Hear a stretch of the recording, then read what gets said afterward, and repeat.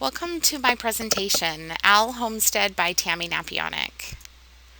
The vision for our family homestead is to utilize the resources we have available to us, both that the land provides and what can be used another time to reduce our household expenses by saving money on food and energy. To be patient and creative with the recycled materials used in constructing, designing, and growing the homestead. Our design will always carry the focus of ensuring work can be done effectively, efficiently, and highlight the beauty of the land, all with the goal of a more fulfilling and healthier lifestyle. I have four goals in constructing our family homestead, and they are in this order: to preserve and conserve energy, to profit and seek out savings, so ways to earn money and to save money, to incorporate food that has multiple purposes, and to incorporate livestock and animals on the farm that have dual purposes. When I came into this class, I had never heard of permaculture before, and I have always incorporated this way of thinking about life in general, but that has obviously transcended into developing our homestead. In fact, I didn't know there was a name for what I do and how I think. I just thought it was practical decision making. So it really was quite refreshing to discover that there was something that already exists that really mirrored what I already had put into practice for myself. The permaculture design has a lot of benefits to our family, particularly. But I would say more than anything, what is the most attractive to me is that it does place an emphasis on beauty, that it doesn't have to simply be a working farm, but it also looks pretty. And I like that. I'm an artist, and so if there wasn't that, I don't know if I would buy into it as heavily as I have, to be honest with you. I also appreciate that all of the parts of your system work together on this holistic farm management, and truly without that it's difficult to solve problems. But if you look at a problem, you can typically find a solution for that simply that exists right there on your very farm. And I also love that.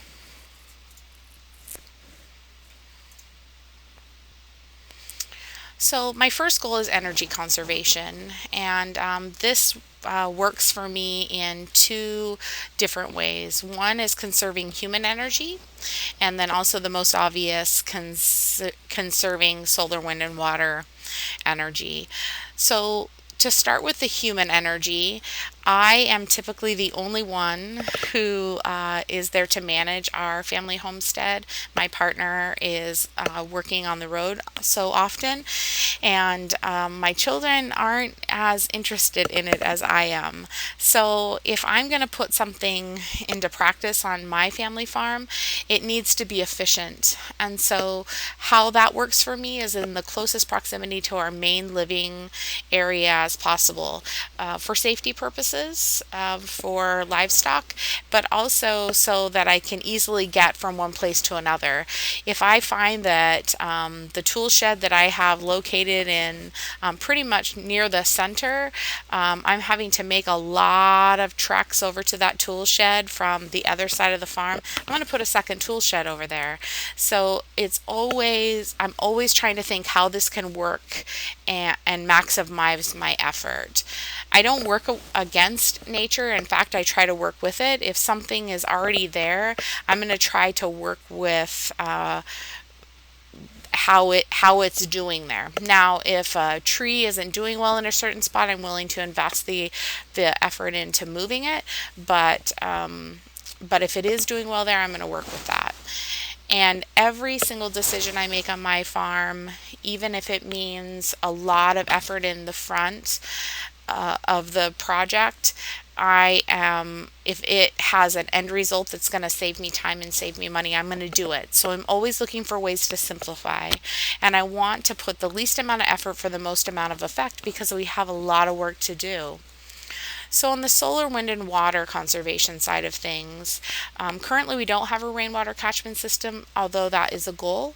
We also don't have solar energy currently, although that is a goal. And we're currently working on building 2 wind turbines, all with recycled products.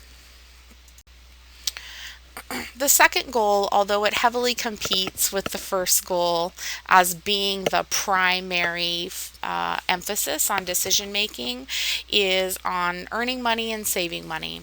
Now, this stems from the fact that I have lived the bulk of my life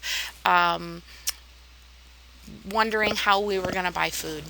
And so I'm always looking for a way to reduce our monthly expenses. And I'm also looking for ways in which we can gain what we need through trade or through bartering. So I have skills to offer, my partner has skills to offer. We also have things on our farm that we can use to trade for things that we need, like beef, labor. There are skills that we don't have that we need, and that we can trade some of our skills for someone else's. And then we are extremely passionate about using recycled and upcycled products. And I'll show you later on in the slideshow how I've employed some of that. I don't like to throw things away very often if I can see a use for them later down the road. So here are some of the items that are in the works, or that I've currently kind of upcycled for the use on our farm. Unfortunately, well, I guess now I would say fortunately, one of the things that we have an abundance of is junker cars. And I hate them, but it's expensive to get rid of them. And so I've found a way to be creative in their use. So we have 2 truck beds currently that I've been working on the soil, and so in the spring they'll be ready to be planted. And so we found a way to use them on our land. I like the rustic use of them and the rustic look of them, and without having to have the expense of getting rid of them. You'll notice the center photo there has some old rickety looking wheelbarrows. Who doesn't have some of those? And I found another way to put them to use without having to get rid of them. Now, know that I inherited this family farm, and so it came with a lot of junk. And we have had a lot of expense getting rid of some of that junk, and which has also forced me to take a look at other ways that I can use that to be purposeful again. So the bottom photo near the center that has the big yellow arrow pointing at it, that's an example of a project that I'm really quite proud of. That's a porch off of an old building that had been demolished, and we took that porch and now it's finished, including the deck off the front, and we do not have a single dollar into it. In fact, we reuse screws. Even the windows were reused. Every 2x4 that we put into it is recycled, and so now it's this finished building. What you don't see in that photo is off to the left is a big pile of old cedar shingles, and we were given those by our neighbor, and we have used it to cover this building to kind of cute it up. But he also gave us an old dog house, which we raised 4 feet, and we made it into a tool shed. We covered that in shingles as well, and you would never know that it was once a dog house. And again, we don't have $1 into that. And those are things that I take a lot of pride in. So crops. Crops is something that has been a slow movement for me because I've never believed that I had the capability of growing them. I love to grow flowers, but it's been an evolution to where I am now. And so I would say the foremost thing for me is that they need to look pretty.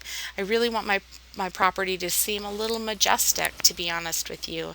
And if I'm going to plant something, it needs to be suited to the location. So as a matter of fact, growing our own food came almost by accident. I had always grown strawberries because they looked pretty, and I'd always grown peas too because they look pretty, and that has kind of transcended into like, well, maybe I could try something else, and I have found that process to be very therapeutic for me. One of the components of permaculture that I have done a lot of work on is companion planting, and so that will take always my whole life a lot of work, but I'm really excited to think about things working together for the benefit of each other. And also growing our own food means food security, which, as I said before, has been a difficulty in my life. And later, as I begin to have livestock on my property, I'll also grow crops to feed livestock. Our animals also need to have a purpose, but not what you would think. I'm not interested in growing animals for slaughter, but I am interested in having livestock for other benefits, such as they're going to reduce the waste that we have. Their manure works in multiple facets, and they're going to save me some time and money, like, for example, on weeding, and they're going to benefit my trees and my crops. But the most important thing I would say is having livestock is going to be a way to get my kids interested. And I think that it's going to give our family a level of joy that we just don't even know could be. And I'm excited for that piece. So the livestock that I have chosen are those that I believe will be the easiest to incorporate.